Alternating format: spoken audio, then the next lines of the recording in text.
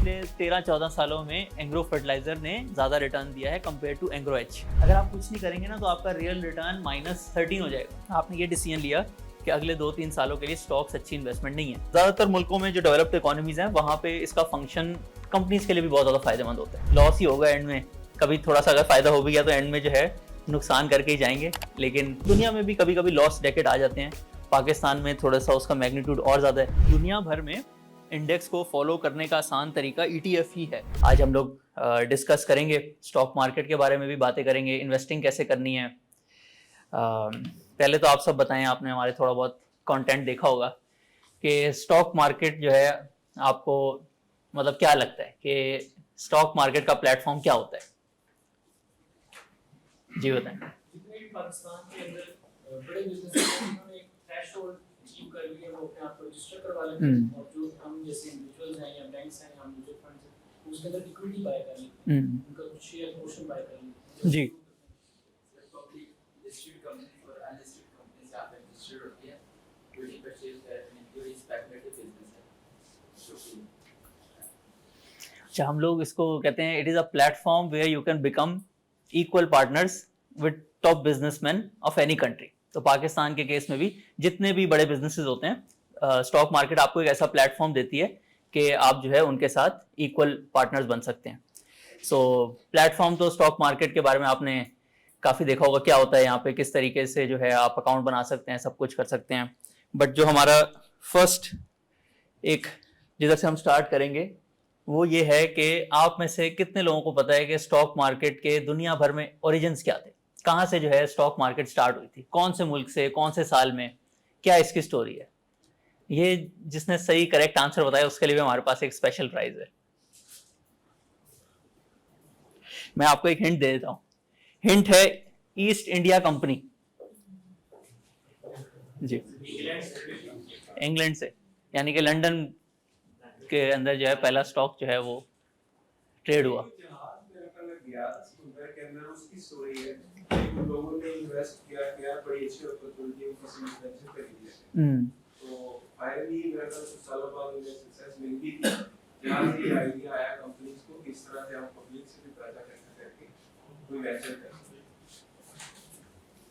चलें, और कोई अपने थॉट शेयर करना चाहेगा?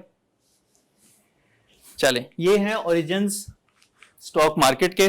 ईस्ट इंडिया कंपनी तो थी लेकिन ये इंग्लैंड की नहीं थी, डच ईस्ट इंडिया कंपनी थी। 1600s और 1500s में सारे जो यूरोपियन कॉलोनियल सिस्टम्स थे उनको ये रियलाइज हो गया कि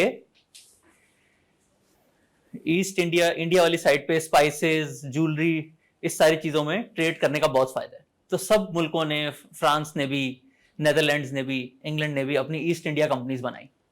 और 1600s में डच जो कंपनीज थी जो ये काम करती थी वो अपनी गवर्नमेंट के पास गई कि पहले तो हम लोग करीब करीब में ही ट्रेड करते थे, यहाँ इतना रिस्क नहीं होता था, लेकिन अब जब हम इंडिया वाली साइड पे जाते हैं तो वहाँ पे पायरेट्स का बहुत ज़्यादा रिस्क होता है और एक भी शिप अगर वो हमारी जो है कैप्चर कर लें या उसको कोई नुकसान पहुँचा दें तो मिलियंस ऑफ डॉलर्स का नुकसान हो जाता है। तो उस वक्त की नेदरलैंड की गवर्नमेंट ने उन सब की बात सुनते हुए एक जॉइंट स्टॉक कंपनी बनाई और फिर उसका पहला IPO हुआ दुनिया में 1600s में, और उसके शेयर्स जो है पहली दफ़ा लोगों ने जो है परचेज किए। उससे पहले 1100s में, 1300s में ट्रेडिंग होती थी बट कंपनीज की ट्रेडिंग कभी नहीं हुई थी। हमेशा जो है एग्रीकल्चर की कमोडिटीज़ की ट्रेडिंग होती थी या गवर्नमेंट की जो डेट होती है उसकी ट्रेडिंग होती थी। बट दुनिया का पहला share Netherland stock exchange Amsterdam में लोकेटेड जो है 1600s में उसकी ओरिजिन स्टार्ट हुए थे और आहिस्ता आहिस्ता ये पूरी दुनिया में फैल गया, पूरी दुनिया में फैल गया और आहिस्ता आहिस्ता सबको रियलाइज हुआ कि एक इकोनॉमी का ये बहुत ही इंपॉर्टेंट पिलर है कि अगर स्टॉक मार्केट होगी तो वहाँ की कंपनीज जो हैं अपना रिस्क कम करके जो है लोगों के साथ पार्टनरशिप कर सकती हैं। और पाकिस्तान के ज़्यादातर मुल्कों में जो डेवलप्ड इकोनॉमीज हैं वहाँ पे इसका फंक्शन कंपनीज के लिए भी बहुत ज़्यादा फायदेमंद होता है। यानी कि कंपनीज, जो नई कंपनीज आ रही होती हैं उनका IPO होता है, उनको पैसे मिल जाते हैं, वो अपनी एक्सपेंशन करते हैं। लेकिन पाकिस्तान के केस में मेरे हिसाब से तो इसका सबसे ज़्यादा फायदा होता है माइनॉरिटी शेयर होल्डर्स को, क्योंकि यहाँ पे जो बड़ी कंपनीज हैं उनके पास बहुत ऑप्शन हैं। वो बैंक से भी पैसे ले सकते हैं, वो और जो है दूसरे तरीकों से भी पैसे अरेंज कर सकते हैं। लेकिन इस प्लेटफॉर्म के थ्रू आम बंदा जो है, जो सेविंग्स करना चाह रहा है, उसको एक बहुत अच्छा अपॉर्चुनिटी मिल जाती है। सो इसी वजह से जितने भी टॉप बिजनेसेस हैं पाकिस्तान के, उसके अंदर आप इन्वेस्ट करें। बिजनेसेस की ग्रोथ जाहिर है उसमें कंपाउंडिंग होती है, एक्सपेंशन होती है, उसको आप दूसरी किसी एसेट क्लास से कंपेयर कर ही नहीं सकते। और हम आगे इसकी वजह और इसका इम्पैक्ट कितना अच्छा होता है आपकी सेविंग्स पे, उसको भी डिस्कस करेंगे। अनलकीली दुनिया भर, अमेरिका, इंग्लैंड, चाइना, हांगकांग, वहाँ पे स्टॉक मार्केट जो है ना, उसको बड़ा एक सेंसिबल इन्वेस्टमेंट व्हीकल, लोग अपना फाइनेंशियल फ्रीडम उसमें से प्लान करते हैं, अपनी रिटायरमेंट प्लान करते हैं। अभी ट्रम्प टैरिफ्स जो है उससे रिलेटेड अनसर्टेनिटी चल रही थी पिछले 2-3 महीने पहले। सबसे पहले CNBC पे पहली हेडलाइन होती थी कि रिटायरमेंट जिनकी होने वाली है ना, उनका एकदम से उनकी सेविंग कम हो गई। यानी कि सबसे ज्यादा पैसे किसने लगाए हुए थे? बैंकों ने नहीं लगाए हुए थे, या दूसरे जो है लोग जो स्पेकुलेशन करते हैं उन्होंने नहीं लगाए हुए थे। सबसे ज्यादा उन लोगों ने लगाए हुए थे जो अपनी रिटायरमेंट की प्लानिंग कर रहे थे। लेकिन अनफॉर्चुनेटली पाकिस्तान में परसेप्शन जो है पिछले 25-30 सालों में स्टॉक मार्केट का इतना अच्छा नहीं है। मेरा खुद भी जो है, जब मैंने स्टार्ट किया तो मुझे लोगों ने यही बताया कि यहाँ तो बहुत मुश्किल है, अगर आपको इतनी नॉलेज नहीं है फाइनेंशियल तो आप तो इसमें कुछ कर ही नहीं सकते। इतनी मुश्किल मुश्किल टर्मिनोलॉजीज होती हैं, कंपनीज बेवकूफ़ बनाती हैं, लॉस हो जाता है, और जो है एंड में फिर लोग जो है आपसे स्कैम करके ही भाग जाते हैं। बट विद टाइम भी ये परसेप्शन चेंज हुआ, काफ़ी ज़्यादा जो है डिफरेंट लोगों को पढ़ा, वॉरेन बफे को काफ़ी ज़्यादा पढ़ा, खुद भी कंपनीज के बारे में पढ़ा। पहले इससे पहले हम आगे जाएं, आप सब बताएं कि आपका परसेप्शन जो है स्टॉक मार्केट के बारे में क्या है, आज से 2 साल पहले क्या था, और अगर आपने कोई लेटली चीज़ें देखी हैं उससे आपका अगर थोड़ा माइंडसेट चेंज हुआ है तो वो हमसे शेयर करें कि आपका एक्सपीरियंस कैसा रहा है स्टॉक मार्केट। जी। 2017 में मेरे कलीग थे, वो इन्वेस्ट करते थे PSX में। तो मैंने उनसे पूछा ये क्या होता है? कहते कि जब अच्छी अच्छी खबरें आती है ना तो ये ऊपर जाके जब बुरी बुरी जाता है फिर नीचे आता है। मैंने कहा ये मेरे लिए नहीं। तो उस चीज की वजह से मैं लास्ट ईयर तक इन्वेस्ट नहीं कर पाया। तो मतलब कभी देखा ही नहीं कि इस तरह की चीज है, तो मैं इंटरेस्टेड नहीं, मैं जनरल किसी चीज पे जाऊँ। लेकिन लास्ट ईयर मैंने स्टार्ट किया PSX को प्रॉपर देखना, क्योंकि बिल्कुल ही गलत परसेप्शन थी जो मुझे बताई थी और जो मैंने परसीव। अरे जैसे आपने बताया कि बाकी लोगों का भी यही परसेप्शन होता है, दूर से लगता है बहुत रिस्की है, लॉस ही होगा एंड में, कभी थोड़ा सा अगर फायदा हो भी गया तो एंड में जो है नुकसान करके ही जाएंगे। लेकिन सब आप और करते हैं बात अपनी वीडियोस में, इसकी वजह जो बूम एंड बस्ट साइकिल्स, उसकी वजह से भी लोगों का जो है ना वो टर्न एंड डाउन रहता है कि ये जो है जब बूम साइकिल होगा तो रिटर्न कुछ आ जाएगा, लेकिन जब बस्ट साइकिल होगा तो रिटर्न जो है वो सारा चला जाएगा। बिल्कुल ऐसे ही है, दुनिया में भी होता है ऐसा, बट उसका मैग्नीट्यूड कम है। यानी कि अमेरिका में भी जो है आप अगर देखेंगे ना 2000 से लेके 2022, सॉरी 2000 से लेके 2011, ये 11 साल जो है ना इसमें इंडेक्स नीचे गिरा, वापस आया, फिर नीचे गिरा, फिर उधर ही उसी लेवल पे था। तो दुनिया में भी कभी कभी लॉस डेकेड आ जाते हैं। पाकिस्तान में थोड़ा सा उसका मैग्नीट्यूड और ज्यादा है, क्योंकि इंटरेस्ट रेट बहुत ज्यादा ऊपर नीचे हो जाते हैं, बूम बस्ट साइकिल होता है, करंट अकाउंट के मसले भी आ जाते हैं। बूम बस्ट साइकिल में जो मल्टीनेशनल कंपनियां हैं वो तो सर्वाइव ज्यादा अच्छा कर जाती हैं, लेकिन जो लोकल कंपनियां हैं वो उनके लिए बड़ी मुश्किल हो जाती है सर्वाइव करना उस साइकिल में। वो अगले 5-6 साल के लिए उसमें जो है ना वो जकड़ जाती है, जो निकलती नहीं है अगले 10 साल में। जिसकी एक छोटी सी एग्जांपल आप हॉस्कोल को ले लें, अगर वो क्राइसिस में आई है 2019 में, तो 5-6 साल हो गए अभी तक वहाँ से निकली नहीं है, और आगे भी पता नहीं है कि 5-6 साल से निकलना कि नहीं। बिल्कुल ऐसे ही है। एक चीज़ आप सबको भी ना हम लोग आगे डिस्कस भी करेंगे, बूम बस्ट साइकिल आता है, कुछ कंपनीज उसमें बनाती रहती हैं प्रॉफिट, लेकिन उनका शेयर नीचे आ जाता है दूसरी वजहों की वजह से, और भी चीज़ें होती हैं। लेकिन कुछ कंपनीज होती हैं उस साइकिल में, या इवन बूम साइकिल में भी कुछ छोटी सी कंपनीज होंगी थोड़ी सी, वो अपना बिजनेस मॉडल खो देती हैं। इकोनॉमी का इफेक्ट होता है हर चीज पे, लेकिन एक बिजनेस ने खुद भी काफी सारी चीजें करनी होती हैं। 80% काम तो लॉन्ग टर्म में बिजनेस नहीं करना होता ना, 20% आपको इकोनॉमी हेल्प कर देगी या आपको नुकसान पहुंचा देगी।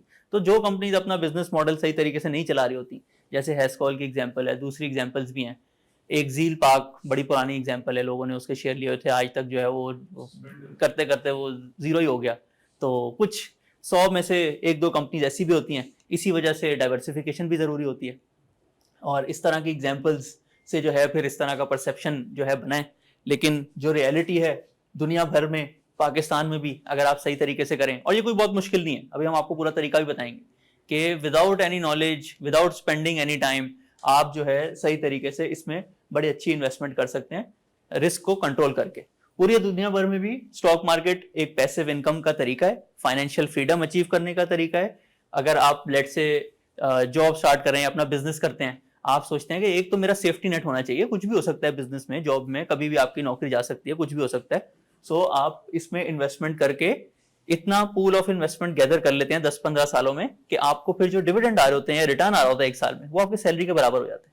फिर आपको एक पूरी जो है ना दुनिया एक तरह से आपकी जन्नत बन जाती है कि अब जो है मेरे जो मेन खर्चे हैं वो टेकन केयर ऑफ हैं और अब मैं जो है कुछ भी कर सकता हूँ। बड़ी एक इंपॉर्टेंट चीज, एक तो हमने देख लिया कि इन्वेस्टमेंट करते हैं उससे प्रॉफिट आ जाता है, वेल्थ क्रिएशन हो जाती है, लेकिन ये सब करने के लिए रिच वर्सेस पुअर माइंडसेट जो है ना ये समझना भी बहुत जरूरी है। अब अगेन मैं आप लोगों से रिक्वेस्ट करूंगा कि आप लोग अपनी रिच वर्सेस पुअर माइंडसेट को अगर आपने एक जुमले में डिफाइन करना हो तो आप उसको क्या कहेंगे, कैसे आप डिफाइन कर सकते हैं, वो कौन सी हैबिट्स हैं जो कि रिच माइंडसेट और पुअर माइंडसेट में जो है ना डिफरेंशिएट करती हैं। और अगेन इसमें जो बेस्ट आंसर होगा उसको हम स्पेशल प्राइज भी देंगे। थोड़ा इसको एक्सप्लेन करें, आप बिल्कुल सही कह रहे हैं। जो अपना रिच माइंडसेट में उनके पास फाइनेंशियल सोर्सेज बहुत ज्यादा होते हैं, उनके पास ऑप्शंस भी उसी हिसाब से आ रही होती हैं। जो पुअर माइंडसेट होते हैं वो बेचारे अपने उसी सर्कल को ही मेंटेन कर पा रहे हैं, उसमें से वो बेचारे वो इन्वेस्ट नहीं कर पाते किसी में। और दूसरा सर मुझे बड़ा अच्छा लगा कि आपने एक वर्कशॉप की। वर्कशॉप हमारे ग्रुप में है ही नहीं। अपना लोगों को नॉलेज इंफॉर्मेशन बहुत नॉलेज जिनके पास है पर किसी को कहते हैं कि हम भी रखें, हम भी अमीर हो जाए, बाकी दूसरा तीसरा अमीर होएगा। और मेरे मुताबिक हम जितना अपने काम को फैलाएंगे उतना ही चीजें में आपके बिल्कुल नॉलेज, ये तो आपकी बात बिल्कुल सही है ये कि नॉलेज तो जितनी आप फैलाएं उतनी और ज्यादा जो है ना वो आपकी बढ़ जाती है। मतलब हमारा भी जो पिछले 1.5 साल का एक्सपीरियंस है ना, जब से हम लोग ये सारी चीजें लोगों के साथ शेयर करते हैं, लोगों को एजुकेट करते हैं, तो हर आदमी जो है ना कोई एक ऐसी बात करके चला जाता है जो कि आप बाद में फिर सोचते हैं ये वाला एंगल भी तो था, मैं भी इस बारे में सोचता हूँ। उससे आपका खुद का जो थिंकिंग प्रोसेस है वो इतना ज्यादा बुलेट प्रूफ और इम्प्रूव हो जाता है कि अगर आप किसी को सिखाते हैं ना तो सबसे ज्यादा फायदा आपको होता है, आपको खुद को होता है। जी आप कुछ कहें। रिच माइंडसेट जो है वो एसेट्स में इन्वेस्ट करता है, वो माइंडसेट होता है वो लायबिलिटीज में स्पेंडिंग में। हाँ नहीं आपने बिल्कुल ठीक बताया। और जी बेसिक डिफरेंस है ना वो रिस्क टेकिंग एबिलिटी का। जो रिच माइंडसेट है वो रिस्क लेता है, इसकी वजह से वो रिच से रिच होता जाता है। पुअर माइंडसेट है वो उससे निकल ही नहीं पाता, रिस्क लेने की उसकी एबिलिटी ही खत्म हो जाती है।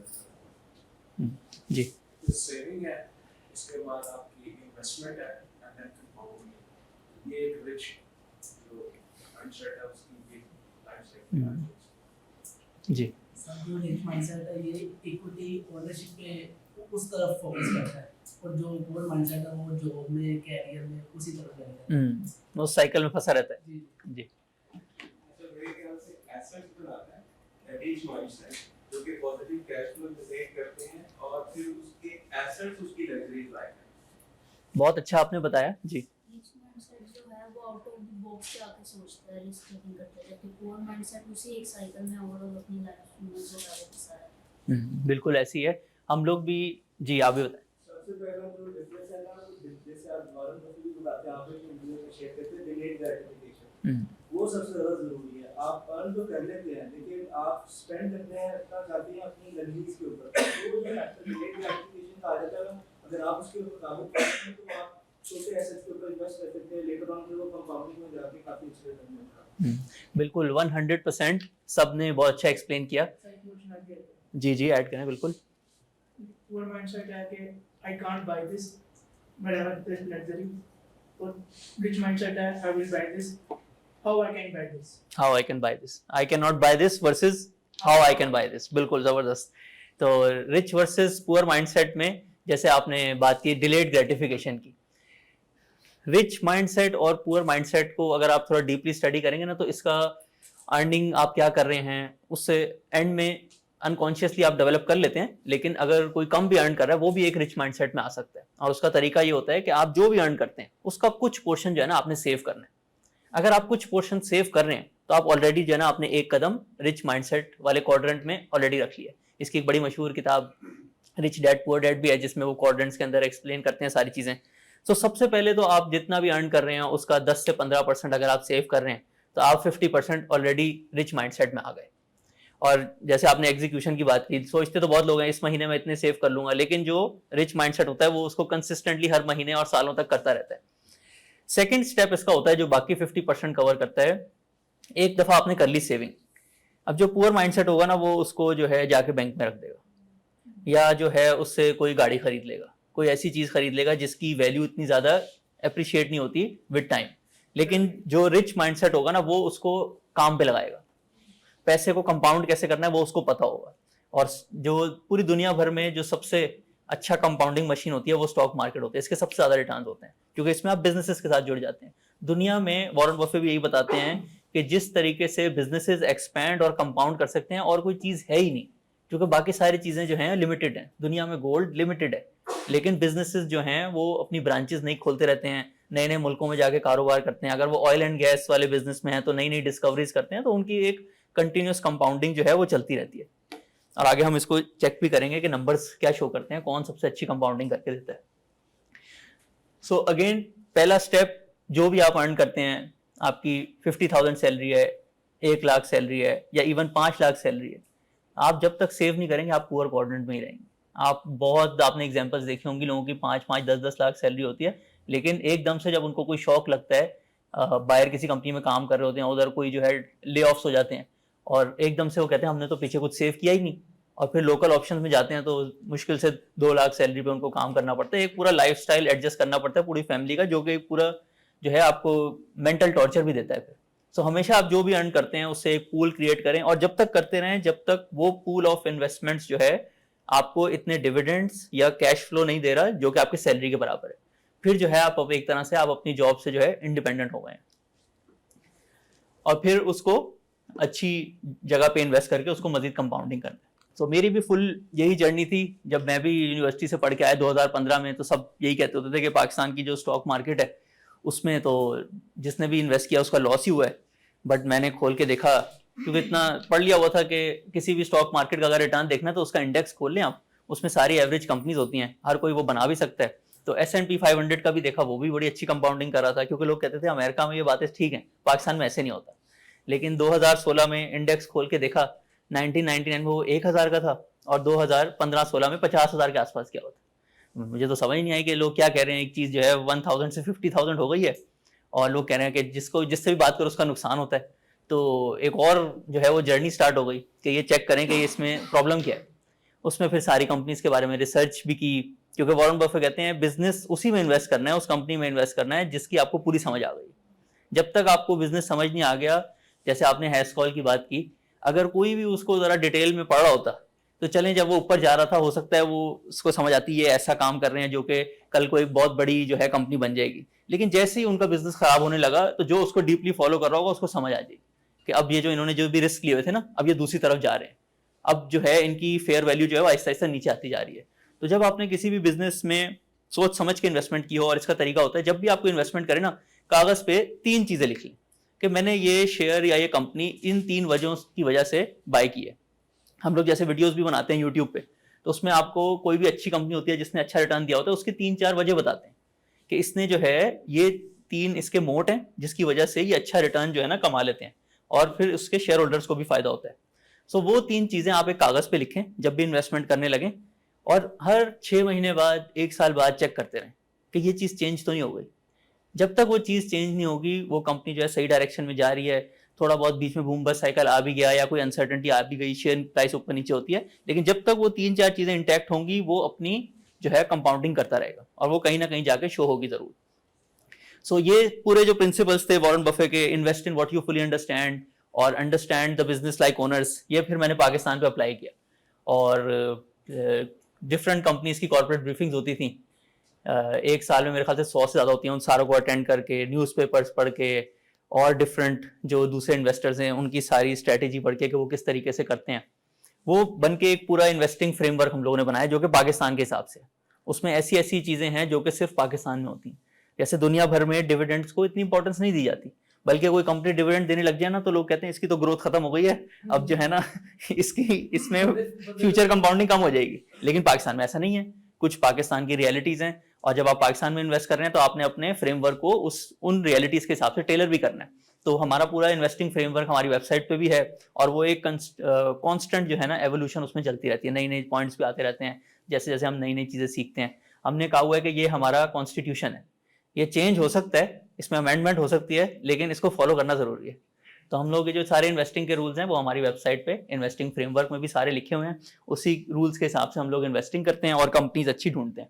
और ये पूरी जर्नी, पहले सब कुछ सीखा, फिर उसको अप्लाई किया, 2 साल मुश्किल भी आए, ऐसा लगा कि सब कुछ सीख लिया है 2022-23 तक, लेकिन स्टॉक मार्केट और मुल्क के हालात ऐसे थे कि ऐसा लग रहा था कि चीज़ें जो है सही डायरेक्शन में नहीं जा रही। लेकिन क्योंकि बिजनेसेस के बारे में डिटेल में पढ़ा हुआ था और इस चीज़ का पता था, किताबें पढ़ी हुई थी कि 2-3 साल तो मार्केट्स डिप्रेस्ड रह जाती हैं, अमेरिका में भी ऐसे होता है। तो जैसे ही वो चीज़ें जो है टर्न हुई, उसकी बहुत ज़्यादा कंपाउंडिंग भी स्टार्ट हुई। हम लोगों ने भी 2024 के शुरू में रियलाइज़ किया कि अब जो है बूम बस साइकिल में, हम लोग बूम साइकिल में आ गए हैं। लोगों को रियलाइज़ होगा जब ये बूम साइकिल ख़त्म हो जाएगा। जब तक लोग कहते हैं कि चलो अब इतना बढ़ गया, अब हम इसमें इन्वेस्टमेंट करते हैं, लेकिन हमने कहा लोगों को एजुकेट करने की ज़रूरत है बूम बस साइकिल के बारे में भी, डिफरेंट कंपनीज के बारे में भी। फिर हम लोगों ने अपना यूट्यूब चैनल भी स्टार्ट किया और अपनी कंपनी भी स्टार्ट की, जिसमें हम लोग डिफरेंट प्रोडक्ट्स के थ्रू जो है लोगों की वेल्थ क्रिएशन में हेल्प करते हैं। अब थोड़ी कंपाउंडिंग की बात कर लेते हैं। आम बंदा पाकिस्तान में हो या पाकिस्तान से बाहर भी हो, तो ये 4-5 ऑप्शन होते हैं उसके पास जिसमें वो इन्वेस्ट कर सकता है, क्योंकि हर कोई जो है अपनी लेट से जॉब में बिजी है, अपने बिजनेस में बिजी है, तो वो कोई ऐसा काम ही कर सकता है जिसमें उसको टाइम कम देना पड़े और जो भी उसकी सेविंग्स हैं उसको कंपाउंड भी करना है।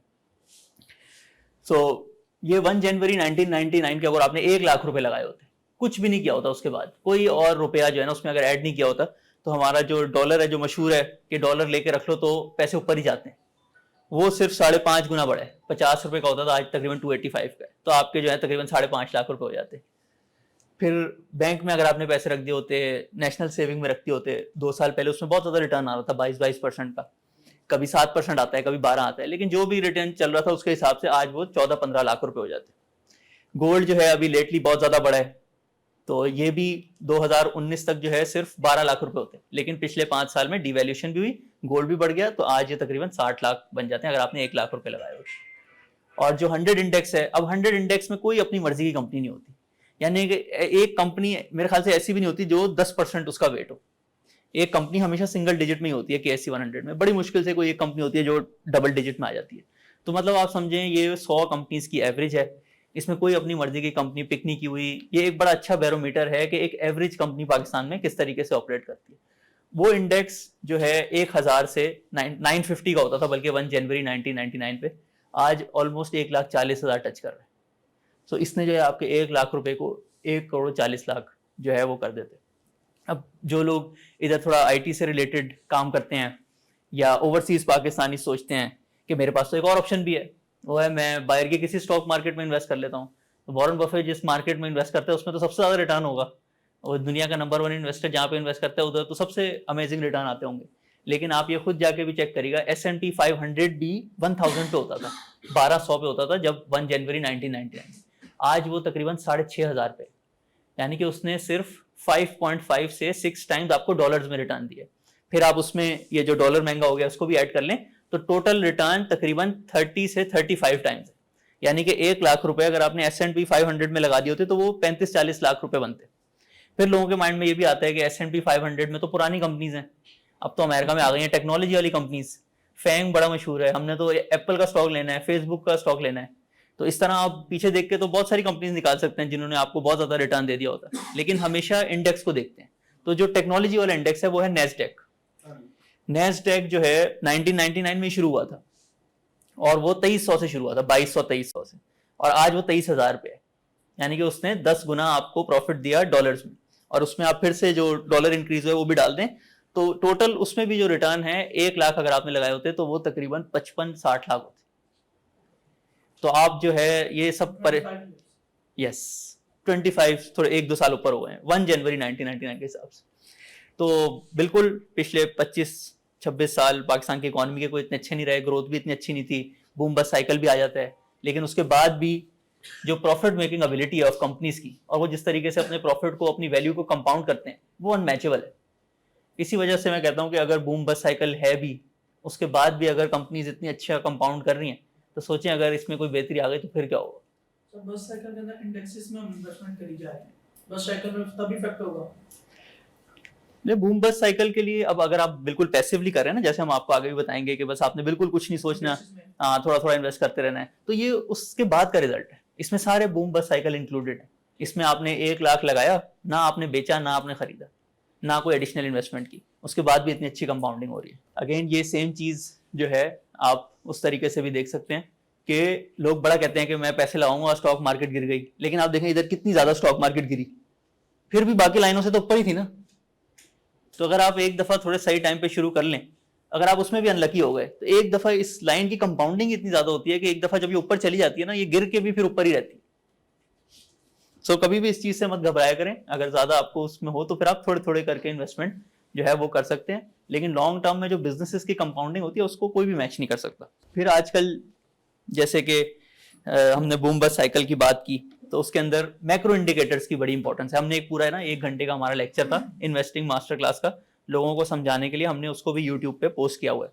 उसमें पूरा हमारे हिसाब से जब हमने अपनी कंपनी स्टार्ट की थी 2024 के शुरू में, तो हमने 25 इंडिकेटर्स जो होते हैं ना उसकी लिस्ट बनाई कि ये भी इंपॉर्टेंट हो सकता है। उसमें ये भी था कि फॉरेनर्स कितनी बाइंग कर रहे हैं, फिर उसमें हमने ये भी देखा कि जो है उस साल का करंट अकाउंट डेफिसिट कितना था, हमने उसमें इंटरेस्ट रेट भी डाल दिया। ऐसे 25 इंडिकेटर्स हमने निकाले कि जो आम आदमी सोचता है कि इसकी इंपॉर्टेंस हो सकती है, इसका कोई लिंक हो सकता है स्टॉक मार्केट से। उन सबको चेक किया, सिर्फ 4 थे जिसकी इंपॉर्टेंस थी, बाकी जो थे ना वो बस उनकी कोई इतनी अच्छी कोरिलेशन नहीं थी। और वो 4 जो है ना वही आप यूज कर सकते हैं बूम बस्ट साइकिल प्रिडिक्ट करने के लिए और ये सोचने के लिए कि हम अभी बूम साइकिल में हैं या बस्ट साइकिल में। सबसे important interest rates, Warren Buffett भी यही कहते हैं कि जब इंटरेस्ट रेट्स हाई होते हैं तो फिर शेयर्स ने थोड़ा थोड़ा नीचे आना ही आना है, क्योंकि लोग हमेशा इसको कंपैरिजन कर रहे होते हैं कि बैंक में पैसे रखें या फिर शेयर्स में लगा दें। तो इंटरेस्ट रेट हमारे नीचे की तरफ आ रहे हैं, अभी भी अगले साल में ज़्यादातर एक्सपेक्टेशन है कि 11% के बाद भी ये 9% तक आ जाएंगे 6 से 12 महीने में। तो ये भी जो है हमें बुल साइकिल बता रहा है कि हम बुल साइकिल में। उसके बाद फिर करंट अकाउंट डेफिसिट बड़ा इंपॉर्टेंट है। पाकिस्तान में डॉलर्स की शॉर्टेज रहती है, तो अगर आपके एक्सपोर्ट्स प्लस रेमिटेंसेज जो हैं अगर इंपोर्ट्स से ज़्यादा हैं या बराबर हैं तो आपको बाहर से इतने कर्जों की ज़रूरत भी नहीं पड़ती, आपका जो है फॉरेन कर्जा जो है वो भी नहीं पड़ता, और आपकी करेंसी जो है वो भी स्टेबल रहती है।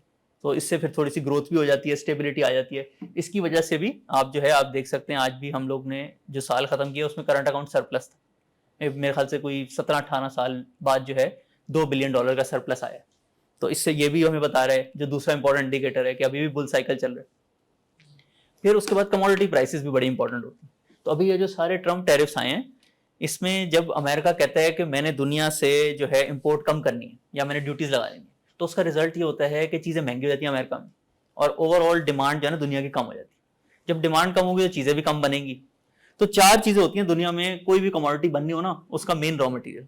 सबसे पहला ऑयल, फिर कोल, उसके साथ फिर गैस, और इसके साथ साथ स्टील। मतलब आप कोई भी चीज़ अपने अराउंड देखेंगे ना उसका 50% चांस होता है कि इन चारों चीज़ों का उसमें अमल दखल ज़रूर है। तो जब ओवरऑल दुनिया की ग्रोथ, अमेरिका की ग्रोथ, चाइना की ग्रोथ थोड़ी सी कम होगी तो ये सारी चीज़ें जो है ना इनकी प्राइसेस आ जाती है नीचे, क्योंकि इनकी भी डिमांड कम हो जाती है। और ये 4 चीज़ें अगर आप मिला लें ना तो पाकिस्तान तकरीबन साल में $20 बिलियन ये 4 चीज़ें इंपोर्ट करता है, चारों इंपोर्ट करता है, और डिफरेंट क्वांटिटीज़ में टोटल तकरीबन $20 बिलियन इंपोर्ट करता है। तो अगर ये 10% भी इनकी कीमत कम हो जाती है, आपका $2 बिलियन बच जाता है। तो कमोडिटीज़ वाली साइड पर भी जो आपका फ़ायदा हो रहा है। ट्रम्प टैरिफ्स की अनसर्टेनिटी जो है वो अभी भी काफ़ी चल रही है, अभी तक इनकी डील फाइनलाइज नहीं हुई। फिर आखिरी पॉलिटिक्स भी होता है, उसको भी लोग देखते हैं कि अगर पॉलिटिक्स में इलेक्शन आने वाले हैं या हलचल चल रही है तो हम जो है अभी ज़रा रुक जाते हैं, कोई भी डिसीजन आ सकता है, अनसर्टेनिटी होती है लोगों के माइंड में। तो वहाँ पे भी हम देखते हैं कि ऐसा कोई प्रॉब्लम नज़र नहीं आ रही। तो अगर कोई वैसे तो लॉन्ग टर्म की कंपाउंडिंग इतनी अच्छी है कि आपको किसी भी दिन शुरू कर देना चाहिए, लेकिन फिर भी अगर आपको है कि नहीं मैं स्टार्ट करूँ तो 2-3 महीने बाद मैं सबको बताऊँ मैंने प्रॉफिट कर लिया है, तो ये भी बड़ा अच्छा टाइम है स्टार्ट करने का भी। चलें अब हम आ जाते हैं 3 स्टेप, जो कि अब आपने ये सारा कुछ समझ लिया। अब 3 स्टेप मैं आपको सिर्फ बताऊंगा कि आप भी ये सब जो पीछे लाइनें थी ना जो 1 लाख को 1 करोड़ 40 लाख पे लेके जा रही थी, वो आप कर सकते हैं बगैर किसी टाइम के, बगैर किसी कोई चीज़ पढ़े, और ये सारी चीज़ें। पहला स्टेप देखें, stock market scam free investment होती है। यहाँ पे आपने जो है ना किसी को भी ऐसे कैश नहीं पकड़ा देना कि मेरे लिए शेयर्स ले लो, आपने सबसे पहले बैंक अकाउंट खुलवाना है एक, ठीक है। बैंक अकाउंट सबका मेरे ख्याल से खुला हुआ है यहाँ पे। फिर दूसरा स्टेप होता है आपने ब्रोकरेज अकाउंट खुलवाना है। ब्रोकरेज अकाउंट आप आम बंदा यहाँ पे आप उसको चेक से भी अगर पैसे ट्रांसफर कर देंगे ना, उसके पास लाइसेंस ही नहीं है कि वो किसी कंपनी के शेयर खरीद सके। गवर्नमेंट ने सिर्फ ब्रोकरेज हाउसेस को लाइसेंस दिया हुआ है कि आप जो है किसी अपने कस्टमर के बिहाफ पे शेयर्स खरीद सकते हैं और उसको कस्टडी दे सकते हैं। तो ये टॉप 10 ब्रोकरेज हाउसेस की लिस्ट है, PSX की वेबसाइट पे भी है। आप जिसमें आपको सही लगे, जो आपको अच्छी सर्विस दे रहा है, जो आपको कम चार्ज करता है कमीशन, आप वहां पे अकाउंट खुलवा सकते हैं। 10 लाख तक इन्वेस्टमेंट करनी है, कोई प्रूफ ऑफ इनकम की जरूरत नहीं, आसान अकाउंट खुल जाता है, सिर्फ शनाख्ती कार्ड देना होता है। ठीक है, ये हमारा स्टेप 2 हो गया, आपका ब्रोकरेज अकाउंट खुल गया। अब आपने किस चीज का ख्याल रखना है, लेफ्ट साइड पे देखें, स्टेप 3 मैं इसके बाद समझाऊंगा। इन 2 चीजों का आपने जो है ना ख्याल रखना है। पहला मैंने आपको बताया कि आपने सिर्फ बैंक के थ्रू पैसे ट्रांसफर करने हैं या ऐप से या चेक से, और करने भी उसी अकाउंट में है जो उस ब्रोकरेज अकाउंट के नाम की कंपनी का अकाउंट। आपने अपने ब्रोकर भी कभी कहना, वो हमारा कोई प्रॉब्लम हो गया 2 दिन में सॉर्ट हो जाएगा, आप मुझे दे दें, फिर मैं आपको जो है शेयर करवा दूंगा, आपने वो भी नहीं करना। जब तक आप किसी कंपनी के डायरेक्ट अकाउंट, जो उनका ऑफिशियल अकाउंट है, उसमें पैसे करेंगे, तो फिर ही आप कल को जाके SECP से कहे थे कि मैंने ये पैसे जमा कराए थे और ये मेरे शेयर जो अभी तक बाय नहीं हुए, और आप किसी को भी पैसे ट्रांसफर करेंगे तो वो फिर आपकी जिम्मेदारी है। ये जो है आपने ये गलती नहीं करनी। और दूसरा स्टेप जो आपने करना है कि अब आपने जो है ना इंडेक्स के साथ चलना है। तो जब आप इंडेक्स के साथ चलेंगे ना, फिर आपको ट्रेडिंग करने की जरूरत नहीं है। अब जिन लोगों का अच्छा एक्सपीरियंस नहीं था स्टॉक मार्केट का, उन्होंने ज्यादातर यही किया होगा कि एवरेज कंपनी अच्छा कंपाउंडिंग करी थी, लेकिन उन्होंने बीच में से कोई एक जो है ऐसी कंपनी निकाल ली जिसका बिजनेस मॉडल में प्रॉब्लम था, या हालात ऐसे हुए कि उसका जो है डिफॉल्ट हो गया, या वो बिल्कुल उसकी वैल्यू खत्म हो गई। तो आपने वो बिल्कुल नहीं करना। जब आप इतना एफर्ट नहीं लगा रहे कि कंपनी रिसर्च करने पे और ये सारी चीजें करने पे, तो फिर आपने ये भी कोशिश नहीं करनी कि मैं कोई बहुत अमेजिंग कंपनी खरीद लूं, और आपने ये भी नहीं, अपने आप को ये भी पता होना चाहिए आपको कि जब मैं एफर्ट नहीं लगा रहा, तो फिर अगर मैं अपनी मर्जी की कंपनी खरीदूंगा तो चांसेस हैं कि वो खराब भी हो सकती है। तो आपने सीधा जो है, जो इंडेक्स की परसेंटेज होती है जिस कंपनी की, उसके हिसाब से पोर्टफोलियो बना लेना है। अब ये शरिया कंप्लायंट इन्वेस्टिंग अगर आप कर रहे हैं, ये KMI 30 की लिस्ट है। आज के हिसाब से एंग्रो होल्डिंग्स जो है ना, उसकी सबसे ज्यादा परसेंटेज 11%। तो अगर आप 10 लाख का पोर्टफोलियो बना रहे हैं, आपने 1,10,000 के इसके शेयर ले लेने, जो भी प्राइस हो। इसी तरीके से दूसरी जो है वो 9% है, उसके आपने 90,000 के ले लेने। इसी तरीके से आप 15 कंपनीज करेंगे ना, आपका 90% पोर्टफोलियो बन जाएगा। अब आपकी मर्जी है, बाकी जो 10% है उसके लिए आप 15 कंपनीज और ऐड करें, या आप जो टॉप 10 कंपनीज हैं उसमें 1-1% बढ़ा दें, उससे भी आपका पोर्टफोलियो बन जाएगा। अब आपने जब KMI 30 वाली कंपनीज उस परसेंटेज में खरीद ली, तो अब लॉन्ग टर्म में आपका KMI 30 वाला रिजल्ट आएगा ना। इसी तरीके से आप अगर KSE 100 वाली कंपनीज, जिसमें बैंक्स भी आ जाते हैं, अगर आपने उसमें भी इन्वेस्ट करना है, आपने अगर वो खरीद ली और हर साल बाद लेट से 1-2% एंग्रो होल्डिंग्स 11 से 12 हो गई, आपने 1 साल बाद देखा जो भी थोड़ी सी परसेंटेज चेंज है, आपने उसके हिसाब से उसको एडजस्ट कर लिया। साल में सिर्फ 10 मिनट ही लगते हैं ना ये करने में। आपने एक दफा अपना पोर्टफोलियो देखा, परसेंटेज देखी उसकी, और जो थोड़े बहुत शेयर ऊपर नीचे करने थे, ट्रेडिंग भी कोई नहीं की, साल में एक दफा जो चीज ऊपर नीचे करनी थी वो करके आप भी 1 साल बाद इंडेक्स के बराबर आ गए। तो जब आप ये करेंगे, कोई ट्रेडिंग नहीं करेंगे, आपकी फीस भी बचेगी, और आपका जो रिस्क होता है गलत कंपनी लेने का विदाउट रिसर्च, उससे भी आप बचे रहेंगे। तो फिर रिजल्ट आपके फिर यही वाले आएंगे जैसे हमने आपको बताया। जब आप इंडेक्स के साथ साथ चलेंगे तो आप भी इस लाइन के साथ साथ चल रहे होंगे। अब इसको हमने ये तो समझ लिया कि 1 लाख लगाया हमने, इतनी ज्यादा कंपाउंडिंग हो जाती है, बट अज्यूम करते हैं आप पुराने 1 लाख तो आज के मेरे ख्याल से 5 लाख के बराबर होंगे या 10 लाख के बराबर होंगे। तो लेट से आज नहीं है किसी के पास इनिशियल इन्वेस्टमेंट, आज ही उसको पहली दफा पिछले 1-2 महीने में रियलाइज हुआ है कि अब जो है ना मैंने रिच माइंडसेट के हिसाब से चलना है और इसकी सारी जो हैबिट्स है ना अडॉप्ट करनी है। तो उसमें फिर एक आप गूगल पे लिखेंगे SIP calculator, systematic investment plan. ये आपको बताता है कि अगर आप हर महीने थोड़े थोड़े पैसे डालते रहे ना, तो एंड में आपके कुछ सालों बाद कितने पैसे जमा हो जाएंगे। तो ये हमने एक बेस केस बनाया है, लेट से जिसकी एज आज 30-35 है, 25 ईयर्स के लिए वो सेव कर सकता है, फिर रिटायरमेंट हो जाएगी। इसको आप अपने हिसाब से एडजस्ट भी कर सकते हैं। लेकिन जो पहली एग्जाम्पल है उसमें हमने क्या अज्यूम किया है कि हम हर महीने 10,000 रुपये सेव करेंगे और उसके वही जो शेयर्स इंडेक्स वाले ना वो खरीद लेंगे। 25 साल तक हम ये करते रहेंगे और 1 साल बाद जो 10,000 होगा ना उसको 11,000 कर देंगे। क्योंकि इन्फ्लेशन हो जाती है, सबकी सैलरी थोड़ी सी बढ़ जाती है। लेट से आपकी सैलरी आज 1 लाख है, 1 साल बाद वो 1,10,000 हो गई। आपने भी 10,000 के बजाय मैंने कहा मैं 11,000 सेव कर लेता हूँ, ठीक है। इसके ऊपर आपने 1 रुपया ऐड नहीं किया। वैसे तो लोगों की प्रमोशन हो जाती है शुरू के सालों में, तो सैलरी बहुत ज्यादा ऊपर जाती है और आप 10% से ज्यादा भी सेव कर सकते हैं, लेकिन हमने सिर्फ ऐसा रखा कि जो हर कोई कर सके। और आजकल जिन लोगों ने लेट से 2 साल पहले इन्वेस्टमेंट अपनी स्टार्ट की थी ना, तो 2 साल पहले टैक्स रिजीम होती थी कि अगर आप 6 साल तक कोई शेयर होल्ड कर लेंगे ना तो आपका टैक्स 0 हो जाएगा। आज है कि आप जब भी बेचेंगे तो जितना भी गेन होगा उस पर 15% टैक्स लगेगा। तो बाद में कभी कभी ये चीज़ें चेंज भी हो सकती हैं। अगर आप 25 ईयर्स के लिए इन्वेस्ट करेंगे, हो सकता है कोई ऐसी गवर्नमेंट की स्कीम आ जाए कि अगर आपने बहुत लॉन्ग टर्म के लिए कोई चीज़ होल्ड की हुई है तो आपका टैक्स रेट कम हो जाए।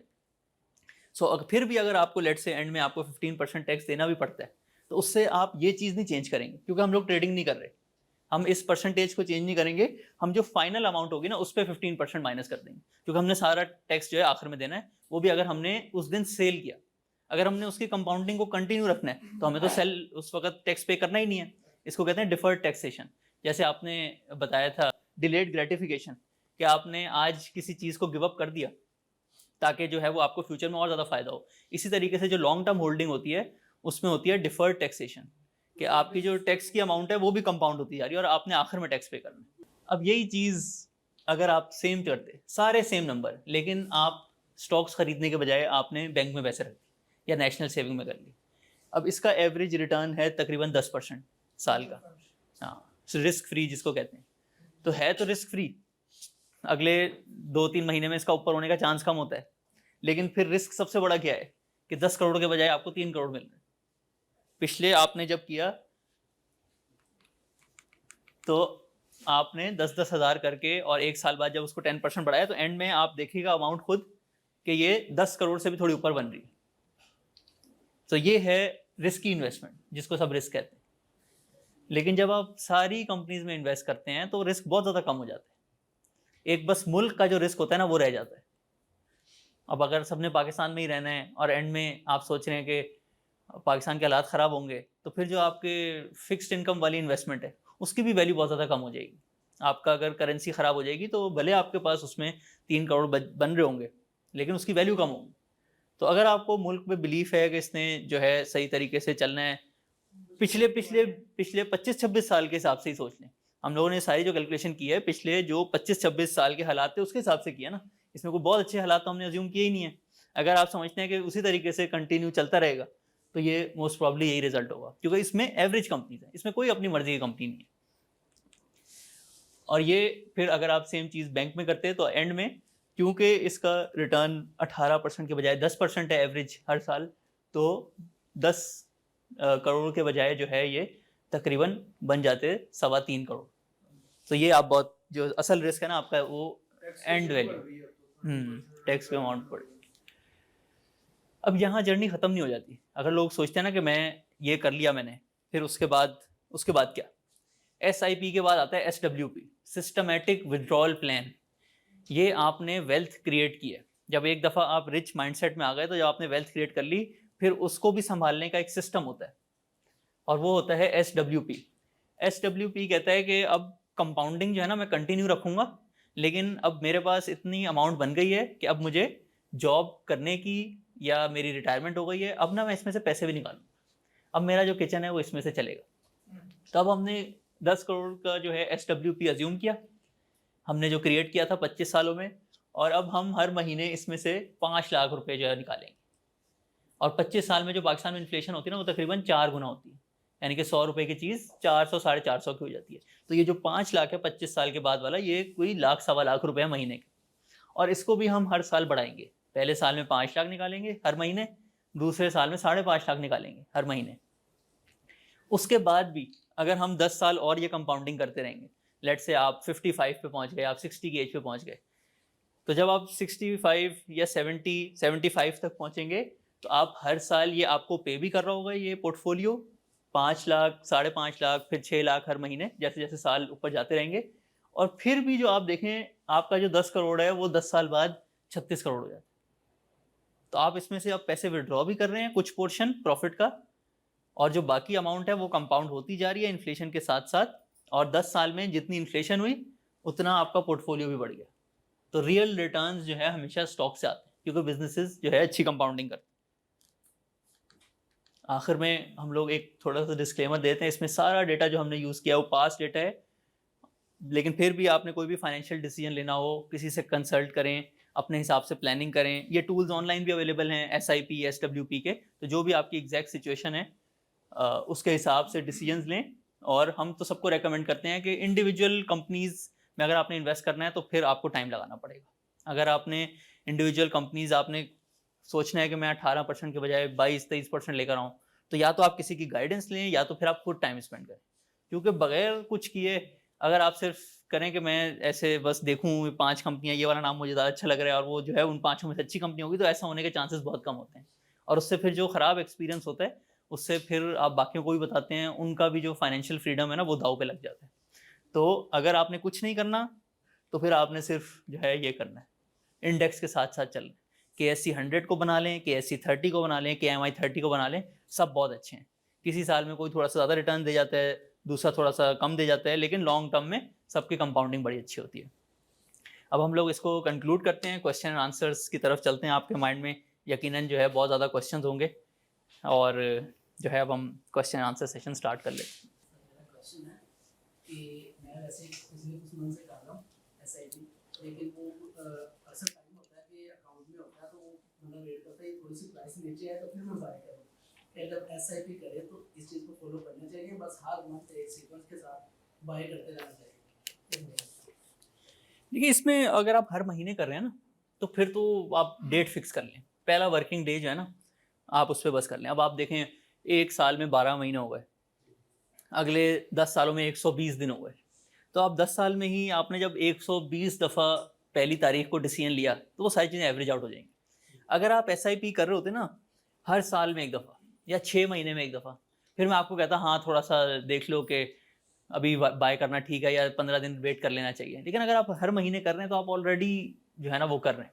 अगर मंथ की बजाय उसको क्वार्टरली या कोई फ़र्क नहीं आएगा, कोई फ़र्क नहीं आएगा। सबसे प्राइस नीचे आए एक ही बार करनी है। हो सकता है बुल मार्केट में तो होता ही यही है। जैसे मैं आपको एग्जांपल देता हूँ, ये जब 75,000 से रैली स्टार्ट हुई ना 1 लाख पे पहुंची, सब कहते थे अब बढ़ गया गिरेगा गिरेगा। उनकी बात ठीक है, कहीं ना कहीं जाके करेक्शन आनी है, लेकिन वो करेक्शन आई, पहले वो 1.20 पे गया, फिर 1.10 जो थी ना वो करेक्शन थी, तो उन्होंने कहा मैं 1 लाख पे नहीं खरीदता, अभी ये ऊपर जा रहा है, मैं थोड़ा और वेट कर लेता हूँ, 1.20 पे जाने देता हूँ, फिर जब 1.10 पे आ जाएगा ना मैं फिर खरीद लूँगा। अब मैंने करेक्शन में खरीद लिया, लेकिन एंड में तो आपने 1 लाख के बजाय 1,10,000 पे खरीदा ना। तो बिल्कुल जो है ना ये स्ट्रैटेजी अच्छी नहीं है। अगर आप हर महीने इन्वेस्टमेंट कर रहे हैं, बेहतर यही होता है, क्योंकि आप हर पहली तारीख को भी अगर इन्वेस्टमेंट कर रहे हैं, इतनी ज़्यादा जो है नंबर ऑफ डेज हो जाते हैं जिस पे आप इन्वेस्टमेंट करते हैं कि वो खुद ही एवरेज आउट हो जाता है। तो आप इस प्रोसेस में देखिए, इसमें जो सारी चीज़ें ना, 2 चीज़ों की बड़ी इंपॉर्टेंस है। एक टाइम ड्यूरेशन, एक आप अमाउंट कितनी इन्वेस्ट कर रहे हैं, और एक जो है रिटर्न कितना है, यानी कि एसेट क्लास आपने जो है बैंक चूज़ किया है या आपने जो है स्टॉक्स चूज़ किए। इसमें कहीं भी ये नहीं था कि अगर आप पहली तारीख को SIP करते तो 10 के बजाय 11 करोड़ हो जाते, अगर आप दूसरी तारीख को करते तो शायद 9.5 हो जाते। उसकी कोई वैल्यू नहीं है। 3 चीज़ों की वैल्यू है सिर्फ, आपने मंथली सेव कितना करना है, फिर आप लगा किधर रहे हैं, कौन सी एसेट क्लास में लगा रहे हैं, और सही तरीके से इंडेक्स इन्वेस्टिंग या एवरेज इन्वेस्टिंग, या अगर आप कंपनीज के बारे में पढ़ते हैं तो अच्छी कंपनीज में इन्वेस्ट कर रहे हैं कि नहीं, और थर्ड है ड्यूरेशन। बस ये 3 चीज़ें इंपॉर्टेंट।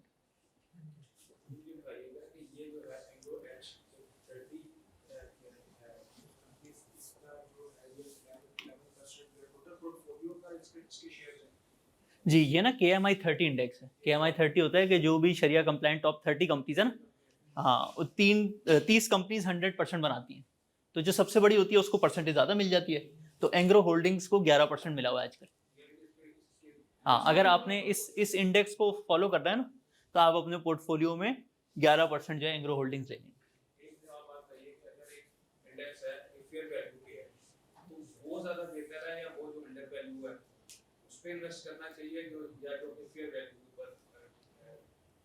देखिए, बेहतर तो यही है कि आप अंडर वैल्यूड वाली चीज़ में करें, लेकिन आपको कैसे पता चलेगा फेयर वैल्यूड क्या है? नहीं, अगेन ये जो है ना, लोग आप सब स्पोर्ट्स जैसे खेलते होंगे, तो स्पोर्ट्स में इंटरमीडिएट लेवल होता है क्योंकि आप जो है वीकेंड पे खेलते हैं, थोड़ा सा उसको फॉलो भी करते हैं, उसके जो मेन प्लेयर्स होते हैं उसको भी आपको पता होता है, आपको मज़ा भी आता है खेलने में, वो बड़ा एक इंजॉयबल लेवल होता है इंटरमीडिएट लेवल स्पोर्ट्स में, या आपने कोई नई स्किल सीखनी है। लेकिन इन्वेस्टिंग में ना इंटरमीडिएट लेवल बहुत डेंजरस है। आपको लगता है मुझे सब कुछ आ गया, मैं स्क्रीनर्स यूज़ करता हूँ और मैं अच्छी कंपनी निकाल लूँगा, लेकिन ये सारे बैकवर्ड लुकिंग इंडिकेटर्स होते हैं। ये जो है ना बिल्कुल इसको नहीं करना चाहिए। या तो आप फुल पढ़ें, हर एक चीज़ पता होनी चाहिए, जैसे हम लोग यूट्यूब की वीडियोस बनाते हैं उस लेवल की या तो नॉलेज होनी चाहिए, फिर आप कंपनीज पिक कर सकते हैं, वरना अदरवाइज जो है फिर आपको इंडेक्स के साथ चलना चाहिए। जो जो वीकेंड इन्वेस्टर्स होते हैं ना, उनके chances of beating the index are very low. वो मोस्ट प्रॉब्ली इंडेक्स से कम रिटर्न आएगा उनका, कोई ना कोई चीज़ मिस कर देंगे वो। जी सर न्यू जैसे इन्वेस्टमेंट तो जब मैंने अपने आप को एजुकेट करा तो मुझे किन बुक से स्टार्ट किया, जब मैं शुरू स्टार्ट किया। अच्छा, इसमें फाइनेंशियल लिटरेसी से related 2-3 books, rich dad poor dad अच्छी है, साइकोलॉजी ऑफ मनी अच्छी है, रिचेस्ट मैन इन बेबीलोन ये भी काफ़ी अच्छी बुक है। फिर अगर आप थोड़ा और, ये फाइनेंशियल लिटरेसी की बुक्स हैं। फिर अगर आप थोड़ा सा इन्वेस्टिंग साइड पे आ जाए कि अब आपने कंपनीज अच्छी ढूंढनी है, उसके लिए इंटेलिजेंट इन्वेस्टर अच्छी है, सिक्योरिटी एनालिसिस अच्छी है। पीटर लिंच की 2 बुक्स, जो फर्स्ट है one up on wall street, वो समझें एक वो बताते हैं उसमें कि डिफरेंट टाइप्स ऑफ कंपनीज क्या होती हैं। लेकिन उनकी दूसरी बुक है बीटिंग द स्ट्रीट, उसमें एक्चुअल में अपनी उन्होंने 10-12 साल की जो जर्नी है कि मैं रोज़ ये डिसीजन ऐसे लेता था, ये कंपनी को मैंने ऐसे एनालाइज किया, वो अगर आपने एक्चुअल में प्रैक्टिकल लर्निंग करनी है इन्वेस्टिंग की, वो बेहतर है बीटिंग द स्ट्रीट। इसके अलावा दूसरे मशहूर इन्वेस्टर्स हार्वर्ड मार्क्स की बुक्स काफ़ी अच्छी हैं। एक दामोदरन एक नए इन्वेस्टर हैं, उनकी यूट्यूब पे बल्कि वीडियोस भी होती हैं। सो बुक्स के साथ साथ बल्कि मैं आपको रेकमेंड करूँगा जो बर्कशायर हैथवे की एजीएम्स हैं पुरानी, उसमें बहुत ज़्यादा नॉलेज है अबाउट डिफरेंट बिजनेसेस। 1990s और 2000s की जो एजीएम्स हैं, उसमें आपको डिफरेंट जो बिजनेसेस होते हैं किस तरीके से ऑपरेट करते हैं उसके बारे में बहुत ज़्यादा बात हुई है उसके बारे में, वो भी एक अच्छी रिसोर्स है। सर इंडेक्स की बात कर लेते हैं। 2017 में जब मई में इंडेक्स था अपने पीक पे अराउंड 50,000 पे, उस वक्त मार्केट की जो कैपिटल वैल्यूएशन थी वो $100 बिलियन से प्लस थी। तो अगर आज हम इंडेक्स को देखें 1,40,000 पे, तो वहाँ पे अभी तक उसकी वैल्यू आई नहीं। तो इससे रिलेटेड थोड़ा सा एक्सप्लेन करें। अब मेरे ख्याल से 65-70 बिलियन डॉलर्स हो गई ना वैल्यू। हाँ, सो लेकिन अभी फिर भी अगर आप देखें 50,000 भी अगर बेस बना लें, और जब 105 का डॉलर होता था आज 285 का है, तो अगर हम सेम 2.8 से ही मल्टीप्लाई करें अगर, तो हम लोग जो है तकरीबन उसी वैल्यू पे पहुंच गए हैं। 50,000 मल्टीप्लाई बाय 2.8 जो है 1,40,000 हो जाता है। तो ये $100 बिलियन होना चाहिए था, लेकिन फिर भी ये कम इस वजह से है क्योंकि हम लोगों का जो इंडेक्स है ना उसमें डिविडेंड भी इंक्लूडेड है। तो जो पिछले 6-7 सालों से हर साल 6-7% जो एवरेज इंडेक्स में डिविडेंड आता है ना, वो इंडेक्स को ऊपर लेके जा रहा है। लेकिन कंपनी की वैल्यू तो जब डिविडेंड उसमें से माइनस हो जाता है वो माइनस हो जाती है, एक्स वैल्यू जो होती है उसमें डिविडेंड माइनस हो जाता है। सो सिर्फ एक रीज़न है, कोई इसमें और रीज़न नहीं है कि ये वाली कंपनी जो है वो जो है उसका शेयर नीचे गिर गया, ऐसा कुछ भी नहीं है। Simple one reason, one point के जो रिमेनिंग अमाउंट है $30 बिलियन की, उसका जो पोर्शन है वो डिविडेंड्स में कंपनीज ने पे आउट किया है, और उस वो इंडेक्स में इंक्लूडेड है लेकिन मार्केट कैप में इंक्लूडेड नहीं है। अगर अभी वैल्यूएशन $100 पे जाती है, $100 बिलियन पे, तो उस हिसाब से फिर इंडेक्स तो 2 लाख से जी, अगर आज जैसे अगर हम अज्यूम करें $67 बिलियन है, अभी मुझे एग्जैक्ट नंबर नहीं याद बट इसी रेंज में होगा आसपास 60। हाँ, अगर 65 पे आप 50% इंक्रीज करते हैं तो आप जो है $100 बिलियन पे चले जाते हैं। तो आप इंडेक्स को भी अगर 50% इंक्रीज करेंगे, और जाहिर है ये कल तो होगा नहीं, कम से कम भी 1 साल तो लगेगा, तो उस साल में फिर अगेन थोड़े से डिविडेंड्स आएंगे, तो मोस्ट प्रॉब्ली कोई 2,20,000 2,25,000 का अगर इंडेक्स होगा ना, तो फिर ये $100 बिलियन की वैल्यूएशन बनेगी। म्यूचुअल फंड के बारे में जानना चाहूँगा कि म्यूचुअल फंड जब बाइंग करते हैं, अगर हमारे पैसे से बाइंग करते हैं, तो जब मार्केट नीचे हो उस वक्त म्यूचुअल फंड में इन्वेस्ट करना ज़्यादा बेहतर आता है, या जब नॉर्मल चल रही हो, या SIPM करते हैं अगर म्यूचुअल फंड में? सेम चीज़ होती है। देखिए म्यूचुअल फंड में भी आप इन्वेस्ट करते हैं ना, तो वो भी उनकी भी कोशिश होती है कि जैसे ही फंड्स आएँ फ़ौरन उसके कोई ना कोई शेयर्स खरीद लें। तो वही जैसे आपने पूछा SIP पहली तारीख को करें, थोड़ा वेट कर लें, डाउन आने दें, तो इसका लॉन्ग टर्म में कोई एज सच वैल्यू नहीं है। म्यूचुअल फंड में आप भी जो है SIP जो एक डेट आपको सही लगती है, 3 महीने बाद करना चाहते हैं, 1 महीने बाद करना चाहते हैं, तो बस उस तारीख को जो भी इंडेक्स की वैल्यू हो उसमें इन्वेस्ट कर दिया करें। सर आप इंडेक्स का बता रहे हैं कि इंडेक्स को फॉलो करें, तो ये एक्सचेंज ट्रेडेड फंड होते हैं ETF, वो भी तो उनमें भी तो इनकी होल्डिंग होती है ना, अगर आप उसको बता सकें कि इंडेक्स वर्सेस ETF बेहतर क्या है? अच्छा, इसमें दुनिया भर में इंडेक्स को फॉलो करने का आसान तरीका ETF ही है। तो ETF 100% ज़बरदस्त प्रोडक्ट है और उसकी फ़ीस भी कम होती है। बाहर जो है 0.2 से लेके 0.4% होती है, अगर थोड़ा सा स्पेशलाइज्ड ETF हो ना, जैसे सिर्फ टेक्नोलॉजी वाला ETF, तो वो थोड़ा 0.4 तक चली जाती है उसकी साल की फीस। जो बिल्कुल S&P 500 होता है उसका तो मेरे ख्याल से 0.15% का भी कोई ETF होता है। प्रॉब्लम ये आ जाती है कि ETF जब अच्छा होता है जब वो उस इंडेक्स को 100% मिमिक करे। यानी कि अगर KMI 30 का ETF हो ना, तो उसमें 30 कंपनीज होनी चाहिए, फिर उसमें 10 नहीं होनी चाहिए, फिर उसमें 12 नहीं होनी चाहिए, उसमें 30 ही होनी चाहिए और उसी परसेंटेज में होनी चाहिए। तो वो पाकिस्तान में अभी तक नहीं है। पाकिस्तान में जितने भी ETFs हैं ना, उसमें ऐसे 8 से 10 कंपनीज हाँ, जैसे बैंकिंग सेक्टर का ETF है, तो वो बैंकिंग सेक्टर के रिटर्न को तो कर रहा है लेकिन 100 इंडेक्स को नहीं कर रहा। तो आ जाएगा, हाँ, जब बाद में कभी ETF आ जाएगा ऐसा 100 इंडेक्स का या KMI 30 का, तो बिल्कुल वो एक अच्छा प्रोडक्ट होगा। जब तक जो है आप ये खुद भी मैन्युअली भी कर सकते हैं। बात बताइए कि अगर हम एंग्रो एच और कीफर्ड की बात करें तो पेरेंटली जो है कीफर्ड के फंडामेंटल्स अच्छे लगते हैं एज कंपेयर टू एंग्रो। आप इसको इस पोर्टफोलियो को देखते हुए बताएं तो इनमें से कौन सा बेहतर होगा? देखिए, हम लोग तो थोड़े हैं प्रोफेशनल्स, तो हम शायद इसमें से ये 15 कंपनीज हैं, हम शायद इसमें से आपको बता दें 3 कौन सी अच्छी हैं।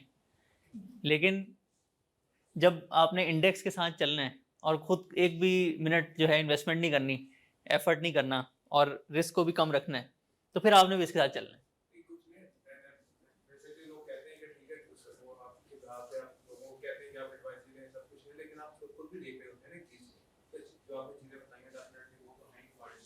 उसके अलावा आप बाकी जो फंडामेंटल्स आप देख रहे होते हैं, इशू देख रहे होते हैं, डिविडेंड वगैरह सारी चीज़ें अपीयरेंटली पहला मतलब मैं पढ़ रहा था कंप्यूटर से लिंक किया तो लास्ट बार कुछ ना कुछ चलता रहता है। तो उसमें मुझे लग रहा था कि कीवर्ड जो है ओवरऑल बेहतर है एंग्रो से, लेकिन अगर आप ओवरऑल पोर्टफोलियो में देखें तो यहाँ पे 11.4 अगर एक बंदे ने मैसेज पे इन्वेस्टमेंट करनी हो तो पॉइंट ऑफ व्यू दिस होगा the keyword future point of view से क्योंकि कंसिस्टेंट है कीवर्ड वो sorry keyword as compare to Engro उस पे करनी चाहिए या उधर करनी चाहिए। अच्छा, इसमें देखें, एक तो एंग्रो एच जो है ना, उसकी मेरे ख्याल से 50% से ज़्यादा वैल्यू एंग्रो फर्टिलाइज़र से ही आती है क्योंकि वो उसको ओन करता है। फिर दूसरा एक चीज़ होती है कि पिछले, वैसे तो 25 साल का देखना चाहिए, लेकिन एंग्रो फर्टिलाइज़र ना लिस्ट ही 2014 में हुआ था, पहले होता ही नहीं था ना, ये उसी का पार्ट होता था। तो पिछले 13-14 सालों में एंग्रो फर्टिलाइज़र ने ज़्यादा रिटर्न दिया है कंपेयर टू एंग्रो एच। तो ये वाली चीज़ जो है ये एंग्रो फर्टिलाइज़र के फेवर में चली जाती है। लेकिन ये सारी काम होते हैं एक प्रोफेशनल आदमी जिसने देखना है, पुराना रिटर्न भी देखना है, उसने सारा बिजनेस भी समझना है, उसने फिर एंग्रो फर्टिलाइज़र में इन्वेस्ट करने से पहले ये भी देखना है कि आजकल इनका बैग जो है दूसरों से थोड़ा सा महंगा है, इनकी गैस थोड़ी सी महंगी है, तो हो सकता है जो पिछले 15 साल में जो रिटर्न बना है उसमें इनकी गैस सस्ती होती थी, तो हो सकता है पिछले 15 साल का रिटर्न अगले 15 साल में वैसा ना हो क्योंकि चीज़ें चेंज हो गई हैं। इसी तरीके से एंग्रो होल्डिंग्स जो है वो दूसरे बिजनेसेस में जारी हो सकता है वो बिजनेस बहुत अच्छे हों, तो ये जो पिछले 15 साल है ये उल्टा भी हो सकता है। ये सारे काम फिर हो जाते हैं कि फिर आपको पूरी चीज़ें जो है ना एनालाइज करनी पड़ती हैं। एक पज़ल आपने शुरू कर दी है जिसके 100 पीस हैं, तो आप वो 2-3 पीस जो है ना जोड़ के ये नहीं सोच सकते मुझे अब सब समझ आ गया। वो फिर एक कॉम्प्लेक्स प्रोसेस होता है जिसमें एक बंदा भी नहीं, मैं तो कहूँगा पूरी 10-15 लोगों की टीम होनी चाहिए जो कि जो है ये 100-150 कंपनीज को डीपली फॉलो करे और जो इंडेक्स का रिटर्न आता है उससे ज़्यादा लेकर आए। आम बंदे के लिए देखें, अगर एंग्रो फर्टिलाइजर बहुत अच्छे जाएगा ना तो थोड़े सालों बाद उसकी परसेंटेज एंग्रो होल्डिंग से ऊपर चली जाएगी, तो वो आपका खुद ही ऑटोमेटिकली आपको बताता रहेगा कि आपने कहाँ जाना है। जो परसेंटेज है ना आपको खुद ही गाइड करेगी। जी सर, आपने स्टॉक्स बड़ा अच्छा एक्सप्लेन किया है, लेकिन मैं जानना चाहूँगा बाकी दूसरी एसेट क्लास को म्यूचुअल फंड ETF। सर, अगर हम ओवरऑल एक पोर्टफोलियो बनाएं फॉर एग्जांपल और हम बनाना चाहें तो बाकी एसेट क्लास हैं, रियल एस्टेट है, गोल्ड है, बाकी जितने भी हैं, तो अगर हम ये एसेट क्लास में इन्वेस्ट करना चाहें तो आप कितनी परसेंटेज स्टॉक्स को, ETFs को और म्यूचुअल फंड्स को आप एलोकेट करना बेहतर समझेंगे? दूसरा ये भी मुझे बताइएगा कि अगर हम इन तीनों चीज़ों में मंथली बेस पे इन्वेस्ट करें वो ज़्यादा बेहतर है कि वन टाइम जिस तरह हम 5 लाख 10 लाख 15 लाख एक ही टाइम में और उसको इन्वेस्ट करके छोड़ दें और 20-25 साल बाद जाके देखें तो फिर वैसे कौन से चीज़ ज़्यादा बेहतर है? देखिए, हमारे हिसाब से जो हमने रिसर्च भी किया ना, एक हमने इस पर यूट्यूब वीडियो भी बनाई हुई है बफर स्ट्रेटेजी के नाम से, आप वो भी देखिएगा। अगर तो आपके पास इनिशियल होल्डिंग है इन्वेस्टमेंट की तो उसका जो भी परसेंटेज आपके माइंड में आपको ठीक लगता है कि ये मैंने लगाना है स्टॉक्स में, उसको फर्दर डिस्ट्रीब्यूट नहीं करना चाहिए कि अब मैंने डिसाइड कर लिया, लेट से मेरे पास 50 लाख की सेविंग थी, मैंने 20 जो है स्टॉक्स में लगाने हैं, अब मैं जो है ना ये 5 साल में तोड़ के लगाऊंगा, 4-4 लाख हर साल लगाऊंगा। उसके रिजल्ट्स जो हैं इन्फीरियर हैं कंपेयर टू अगर आपने एक साथ लगा दिया होता। फिर जब आप एक साथ लगा रहे होते हैं तो और परसेंटेज ऑफ सेविंग्स बहुत हाई हो तो थोड़ा सा आपको बूम बस्ट साइकिल का भी आइडिया होना चाहिए कि हम किधर हैं। बाकी अच्छा, लोग म्यूचुअल फंड्स, ETFs और स्टॉक्स वो डिफरेंट समझते हैं। असल में ये सेम भी हो सकते हैं। ETF भी स्टॉक्स के होते हैं, म्यूचुअल फंड जो हाई रिस्क होते हैं वो भी स्टॉक्स होते हैं, और इंडिविजुअल स्टॉक्स लेना भी स्टॉक्स होते हैं।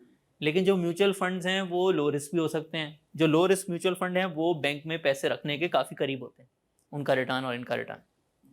सो म्यूचुअल फंड सिर्फ एक व्हीकल है, जो एक उधर फंड मैनेजर होता है, आप उसके साथ जो है अपने पैसे उसको दे देते हैं और फिर वो डिसाइड करता है कि वो कहाँ लगाना है। बहुत ज़्यादा लोग म्यूचुअली मिलके इन्वेस्ट कर रहे होते हैं। अब वो इन्वेस्ट स्टॉक्स में करना है तो वो हाई रिस्क म्यूचुअल फंड हो जाता है, या स्टॉक फंड कहते हैं जैसे। अगर उसी पैसे को जो है फिक्स्ड इनकम में लगाना है तो वो फिर जो है लो रिस्क म्यूचुअल फंड हो जाता है। इस तरह से इनकम फंड भी होता है। तो म्यूचुअल फंड की टर्म को सेम मत समझें। म्यूचुअल फंड में जो है स्टॉक्स भी हो सकते हैं और कमोडिटीज़, हाँ गोल्ड फंड है जैसे, बिल्कुल बिल्कुल। तो म्यूचुअल फंड सिर्फ एक कलेक्टिव व्हीकल है जिसमें जो है पैसे जमा हो जाते हैं और उसको कहीं ना कहीं लगाना होता है। तो उसको ना आप कंफ्यूज नहीं किया करें। दो म्यूचुअल फंड जो हैं वो एक दूसरे से काफ़ी ज़्यादा डिफरेंट हो सकते हैं।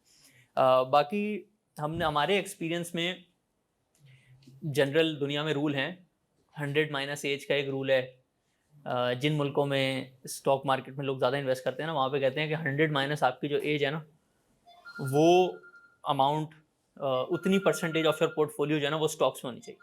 यानी अगर आप बहुत यंग हैं तो आपका 75% स्टॉक्स होना चाहिए।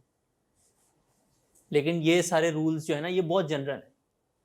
हर बंदा एक डिफरेंट पर्सनैलिटी होती है उसकी। कोई ज़्यादा घबराता है, कोई जो है वो 100% सेविंग्स भी अपनी लगाए थे ना स्टॉक्स में और वो 20% गिर भी जाते हैं, वो खुश हो रहा होता है और इधर मैं और ख़रीदूँगा। तो इसमें पर्सनैलिटी वाला जो एलिमेंट है वो इस रूल में इंक्लूडेड नहीं है। तो हम लोग तो सबको बताते हैं कि ये आपकी पर्सनल कन्विक्शन है। From 20% to 70% of your savings जो है ना स्टॉक्स में, इसमें आपने कहाँ पे लाए करना है ये आप खुद अपने आप से पूछें। और जो चीज़ इसमें आपको आंसर देती है ना वो होती है नॉलेज। आपको जितनी ज़्यादा अच्छे तरीके से कोई समझाएगा कि स्टॉक्स असल में हैं क्या, उनकी स्ट्रेटजी क्या है, उनका सेफ्टी नेट क्या है, कि अगर चीज़ें कल को ख़राब होती हैं तो वो आपको कैसे प्रोटेक्ट करेंगे, वो 3-4 चीज़ें जब आप समझ लेते हैं फिर आप सोचते हैं कि मैं 30% लगाऊँ, मैं 40% लगाऊँ या मैं 70% लगाऊँ। तो ये जो है ना स्ट्रेटजी की इंपॉर्टेंस भी इसमें काफ़ी ज़्यादा होती है जी। Sir other than investing in stocks, तो क्रिप्टो में इन्वेस्टिंग करने के बारे में आपकी क्या राय है? क्योंकि फ्यूचर काफ़ी डिजिटल हो रहा है, गवर्नमेंट भी इस पर काफ़ी काम कर रही है, जिसमें इन्वेस्टिंग के लिए क्या सोचते हैं? देखिए अभी तो ये है थोड़ा सा इलीगल है ना पाकिस्तान में, अभी तो अलाउ भी नहीं हुआ। बट लेट से हम कह देते हैं अलाउ हो भी जाता है, फिर भी जब भी आप किसी एसेट क्लास में इन्वेस्ट करते हैं ना अच्छी परसेंटेज, एक तो ऐसे थोड़ा सा 1 करोड़ की सेविंग थी 5 लाख लगा दिए, वो तो आप कहीं भी कर सकते हैं, उसमें कोई ऐसा आपको नुकसान नहीं होगा। लेकिन जहाँ पे आप सोचेंगे कोई 40 लाख 50 लाख 50% सेविंग लगाने का सोचेंगे तो फिर उस एसेट क्लास की कोई लॉन्जिविटी भी तो होनी चाहिए ना। 10 साल जो है इनफ नहीं होते। दुनिया भर में एक लॉन्जिविटी का बेंचमार्क होता है कि कम से कम 30 साल हो जाएं इस एसेट क्लास। यानी कि जब 30 साल हो जाएंगे ना इसके, तो फिर ये है कि हाँ इसके chances of going to zero कम हो जाते हैं। तो क्रिप्टो को अभी हुए हैं टोटल 17 साल और इसकी बिल्कुल अडॉप्शन आ रही है, बैंक इसको ले भी रहे हैं, बहुत ज़्यादा वैल्यू इसकी बढ़ भी गई है। तो अगर पाकिस्तान में अलाउ हो जाता है तो small portion of your savings हो सकता है। लेकिन जहाँ आप इसको लार्ज पोर्शन ऑफ सेविंग्स लेके जाएंगे, मेरा नहीं ख्याल अनलेस कोई बंदा इस इंडस्ट्री में खुद काम करता हो, वो जो है इतनी हाई परसेंटेज ऑफ सेविंग्स इसमें लगा कर जो है बहुत लंबे अरसे तक उसको होल्ड कर सकता है। जिन लोगों ने भी इसमें इन्वेस्ट करके जो है वो थोड़ी अच्छे रिटर्न्स कमाए भी हैं, उन्होंने बहुत कम परसेंटेज ऑफ सेविंग्स की है, और ऐसी अमाउंट जो कि वो रख के भूल गए और वो हो गई कंपाउंड। तो फ्यूचर रिटर्न्स जो हैं वो भी हो सकता है उतने ज़्यादा ना हो जो पिछले 15 साल में थे। लेकिन आपने जो है हमेशा जब ज़्यादा परसेंटेज ऑफ सेविंग्स किसी एसेट क्लास में लगा रहे हो तो फिर उसमें एक तो डाइवर्सिफिकेशन होनी चाहिए। जैसे इधर हम अगर स्टॉक्स में लगा रहे हैं, लेकिन स्टॉक्स में भी हम लोग 10-12 कंपनीज में लगा रहे हैं, हालांकि ये कंपनी सारी मेरे ख्याल से सारी कंपनी थी 25 साल से पुरानी, फिर भी हम एक कंपनी नहीं ले रहे क्योंकि बहुत सारी चीज़ें बदल सकती हैं। तो इस वजह से डाइवर्सिफिकेशन भी ज़रूरी है। तो बहुत छोटी परसेंटेज कल को अगर अलाउ हो जाता है, आपको थोड़ा शौक भी है इस चीज़ का, तो आप इसमें इन्वेस्ट कर सकते हैं, बट ज़्यादा परसेंटेज जो है कभी भी इसमें इन्वेस्ट नहीं करनी चाहिए जी। रिपोर्ट्स हम जो रीड करते हैं किसी भी स्टॉक की, तो उसमें क्या मेन फैक्टर होते हैं इसको हमने वॉच करना होता है? क्वार्टरली जो रिपोर्ट आती है, ये कोई ईपीएस होती है हर एक, और उसमें जो कैश और ट्रेड डेबिट चीजें आती हैं, वो हम उसको कैसे जस्टिफाई करते हैं? देखिए इसमें ना मकसद रिपोर्ट पढ़ने का क्या है। रिपोर्ट पढ़ने का मकसद है, मैंने एक बिजनेस के साथ पार्टनरशिप की और अब वो 3 महीने बाद ना मुझे बता रहा है मैंने क्या किया पिछले 3 महीने में। तो हर बिजनेस का जो है ना अलग होता है। अब जो बैंक्स होंगे उसमें आपने देखना होता है डिपॉजिट ग्रोथ बड़ी इंपॉर्टेंट होती है, करंट अकाउंट की परसेंटेज बड़ी इंपॉर्टेंट होती है। लेकिन यही चीज़ अगर आप ऑयल एंड गैस में चले जाएंगे ना, तो उधर आपने देखना होता है कि गवर्नमेंट ने जो वादा किया हो ना पैसे देने का, वो पूरा हो रहा है कि नहीं, तो आप ट्रेड डेट्स देखने लग जाते हैं। इसी तरीके से अगर आप सीमेंट देख रहे होते हैं तो आप देखते हैं कि बैग बेचने पे प्रॉफिट कितना हो रहा है, तो आप प्रॉफिट देखते हैं उसका। तो जो भी उस बिजनेस की, जैसे मैंने बताया ना, जब आप खरीदते हैं और 3-4 चीज़ें आप लिख लेते हैं, रिपोर्ट्स में भी आपने वही ट्रैक करनी होती है। कोई नई चीज़ आपने उसमें ट्रैक नहीं करनी, वो बस आपको बता रहा है कि मैंने पिछले 3 महीने में ये किया है, और उस बिजनेस में जो भी इंपॉर्टेंट चीज़ है ना, वही आपने उस फाइनेंशियल स्टेटमेंट में से निकाल के जो है ट्रैक करनी है जी। सर मैं बैरिस्टर प्री 8 और 9 किया, तो इवन मैं घर जाता हूँ ना सर, तो केसेस की तैयारी होती है, बुक्स रीडिंग होती है, लॉ से होती है।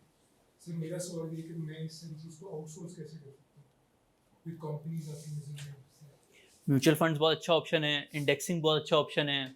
उसके अलावा अगर आप सीखना चाहते हैं तो हम लोग उसकी पूरी, हमारे 2 प्रोडक्ट्स हैं, एक जिसमें पोर्टफोलियो मैनेज हो रहा होता है, एक जिसमें हम आपको सिखा रहे होते हैं। तो जो भी चीज़ आप एंड में करना चाहते हैं, वैसे तो इंडेक्सिंग इटसेल्फ ही बड़ा अच्छा एक आउटसोर्सिंग है, एक फाइनेंशियल इंडस्ट्री ने एक प्रोडक्ट बनाया हुआ है।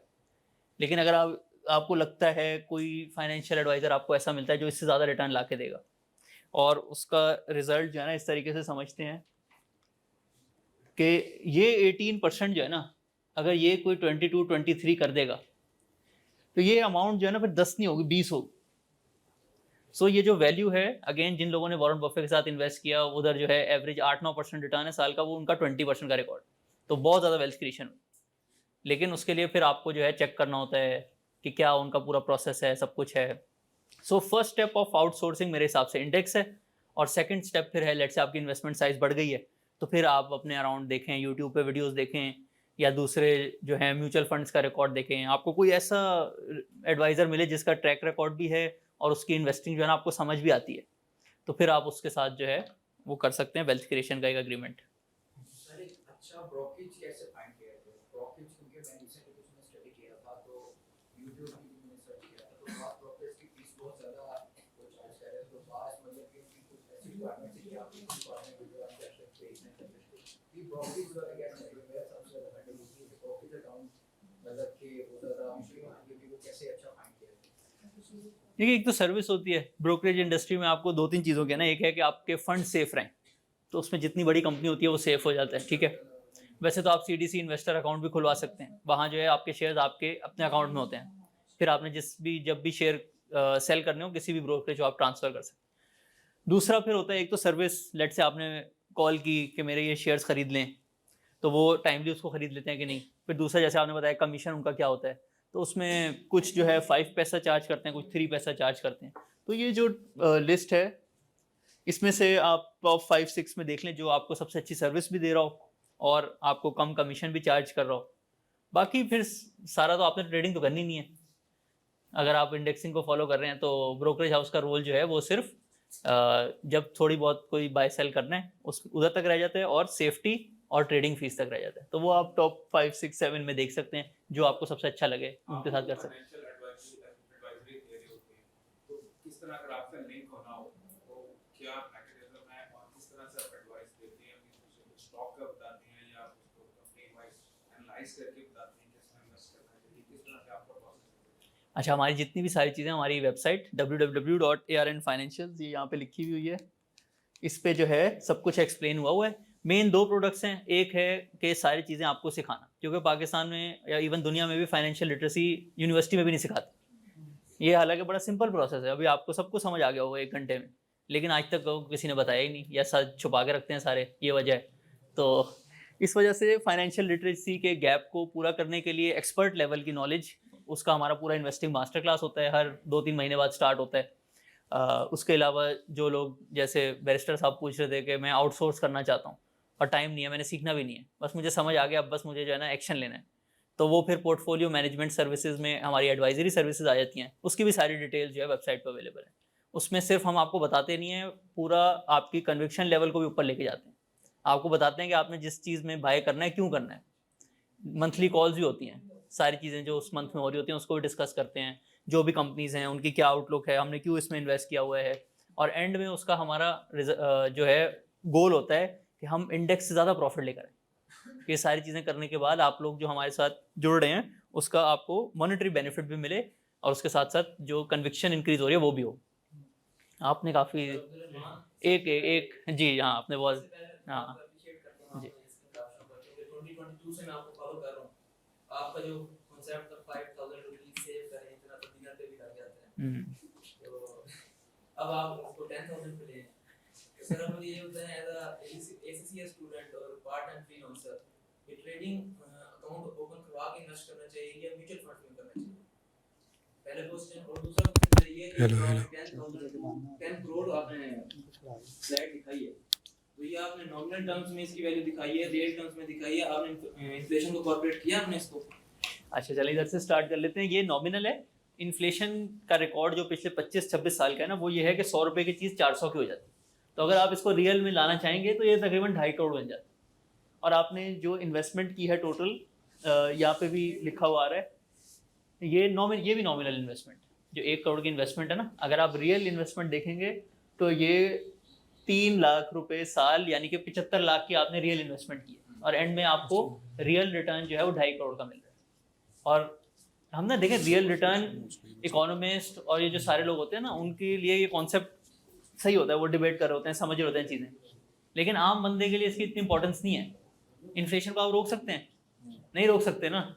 जितनी इन्फ्लेशन है उसके बाद आपने डिसीजन लेना है, उसके बाद मुझे जहाँ सबसे ज़्यादा रिटर्न मिल रहा है मैंने वहाँ इन्वेस्ट करना है। लेट से जो है आपके पास जो स्टॉक्स हैं वो भी आपको 10% रिटर्न दे रही, सारी जितनी भी एसेट क्लासेज है ना, सब आपको 10% रिटर्न दे रही लॉन्ग टर्म, और इन्फ्लेशन आपको 13% दे रही। तो क्या आप कहीं इन्वेस्ट ही नहीं करेंगे? आप यही सोचेंगे कि नहीं, ये इसका तो रियल रिटर्न जो है माइनस में है, तो मैं कुछ करता ही नहीं। अगर आप कुछ नहीं करेंगे ना तो आपका रियल रिटर्न -13 हो जाएगा, और अगर आप जो बेस्ट ऑप्शन हो जाएगा, जो बेस्ट ऑप्शन है उसमें इन्वेस्ट करेंगे तो आपका रियल रिटर्न ऊपर जाएगा। तो ये अच्छा है समझने के लिए कॉन्सेप्ट्स, लेकिन एंड में जिसमें सबसे ज़्यादा नॉमिनल रिटर्न होगा आप उसमें भी इन्वेस्ट कर लेंगे तो आपकी कंपाउंडिंग होगी। अच्छा, फिर आपने पूछा म्यूचुअल फंड वर्सेस इंडेक्सिंग। देखिए, म्यूचुअल फंड भी बड़ा अच्छा व्हीकल होता है, और अगर आप स्टार्ट करें ना, अब आपने जो मेन डिसीजन लेना ना वो है म्यूचुअल फंड की आपको 3% फी देनी। इंडेक्सिंग में मुश्किल से 0.25% की फीस होगी, थोड़ा सा आपका टाइम लगेगा। तो आपने इन दोनों चीज़ों को बैलेंस करना है। लेट से आपका पहला साल है, आप 5-5 हज़ार सेव कर रहे हैं। पहले साल में आपने 3,60,000 रुपये इन्वेस्ट किए, ठीक है। 60,000 रुपये जो हैं, अब उस पर अगर आप 3% फीस देते तो 2,000 रुपये बनते। आप कहते हैं चलो मुझे टोटल टाइम सारा लगा 3 घंटे, मैंने अकाउंट भी ओपन कराया, सब कुछ किया शुरू में पहले साल में, 3 घंटे वर्सेस 2,000 रुपये। पहले साल में शायद आप सोचें म्यूचुअल फंड बेहतर है, मैं दे देता हूँ, कुछ नहीं होता।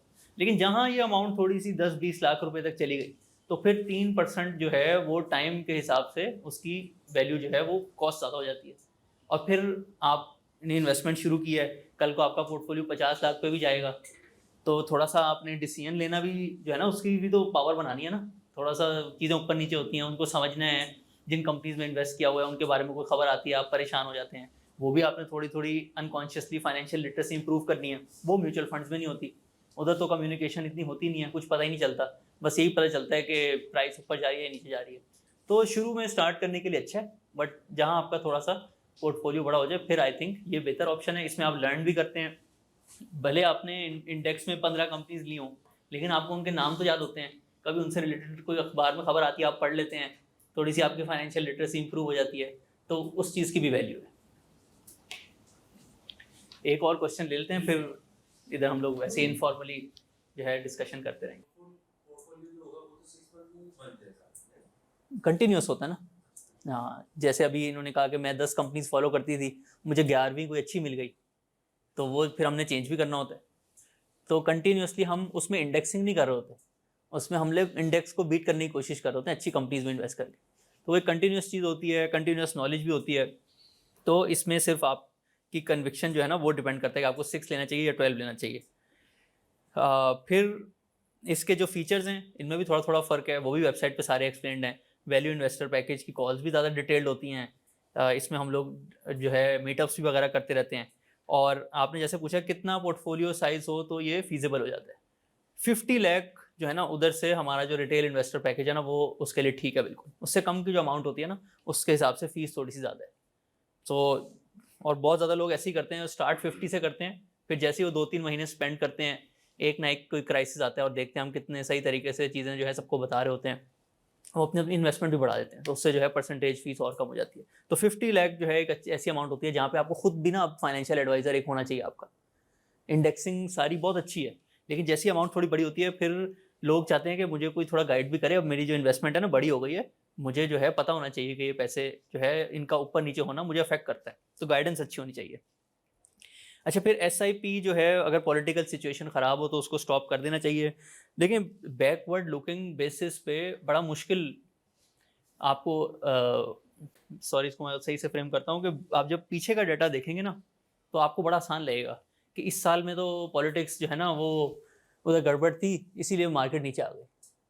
अब आप पिछला पूरा साल देख लें 2023 के आखिर से लेके या 2023 के मिडिल से लेके 2024 के आखिर तक पॉलिटिक्स जो है शायद पाकिस्तान की अपनी पीक पे थी, अनसर्टेनिटी। उसमें इलेक्शंस डिले भी हुए, फिर रिजल्ट्स आए, उसमें अनसर्टेनिटी क्रिएट हुई, फिर जो है पोस्ट इलेक्शन भी जो है अनसर्टेनिटी थी, लेकिन इन्हीं 1.5 सालों में सबसे बड़ी रैली आई। तो अगर आपका पूरा फ्रेमवर्क है, जैसे हमने बूम बस्ट साइकिल का बताया कि हमारा यूट्यूब का लेक्चर भी है, अगर आपका एक पूरा फ्रेमवर्क है जिसमें आप बूम बस्ट साइकिल समझते हैं, जिसमें पॉलिटिक्स एक चीज़ है बाकी चीज़ें भी हैं, तो अगर पूरा फ्रेमवर्क है तो फिर आप अपनी SIP रोक सकते हैं, आप अपनी इन्वेस्टमेंट भी विड्रॉ कर सकते हैं। लेकिन उसमें फिर आप जो है उस साइड पे आ गए हैं, अब आप पैसिवली नहीं कर रहे, अब आप एफर्ट लगा रहे हैं। जो 2 चीज़ें हैं जिससे इंडेक्स से ज़्यादा आप रिटर्न ला सकते हैं, एक है बूम बस्ट साइकिल को टाइम करना और दूसरा है बेहतर कंपनीज चूज़ करना। उसमें आप एक चीज़ जो है करने की कोशिश कर रहे हैं, तो उसको अगर आप अच्छे तरीके से करेंगे तो आपको फ़ायदा होगा। लेकिन अगर आप सिर्फ कैजुअली करेंगे, बस इधर से सुन लिया कि ये होने लगा है पॉलिटिक्स में और बस उसकी बेसिस पे सेल कर दिया, तो फिर जो है ना उसमें आपका नुकसान होगा। और I think last question was related to profit taking boom bust cycle. अगर आपका पूरा फ्रेमवर्क अच्छा है और सारा कुछ आपने जो है अपने पास रखा हुआ है कि इस लेवल पे आके मुझे प्रॉफिट टेकिंग करनी चाहिए, मेरा फ्रेमवर्क मुझे बता रहा है कि बस साइकिल शुरू हो रहा है, तो बिल्कुल आप जो है कॉन्सेप्ट ऑफ बेस्ट इन्वेस्टमेंट को फॉलो करते हुए आपने ये डिसीजन लिया कि अगले 2-3 सालों के लिए स्टॉक्स अच्छी इन्वेस्टमेंट नहीं है, मैं जो है अपनी वेल्थ को प्रोटेक्ट करता हूँ, किसी और एसेट क्लास में इन्वेस्ट कर लेता हूँ। लेकिन ये सारे हैं एक्टिव लोग जो प्रोफेशनली करते हैं या उन्होंने जो अपने अंदर फाइनेंशियल लिटरेसी की इन्वेस्टमेंट की हुई है और एक फ्रेमवर्क बनाया हुआ है कि बूम बस्ट साइकिल को किस तरीके से टाइम करना है। सो इसको यहाँ पे कंक्लूड करते हैं, बाकी आप लोगों के साथ जो है इधर इनफॉर्मली डिस्कशन करते रहेंगे। आप सबका बहुत शुक्रिया, आप लोगों ने जो है वीक डे में जो है आज का मौसम भी कोई इतना अच्छा नहीं था, फिर भी जो है टाइम निकाला और फाइनेंशियल फ्रीडम अचीव करने के लिए आप लोगों ने सबने जो आज स्टेप लिया है उसके लिए जो है बहुत अच्छा लगा आप सबसे। Thank you so much. Allah हाफिज़।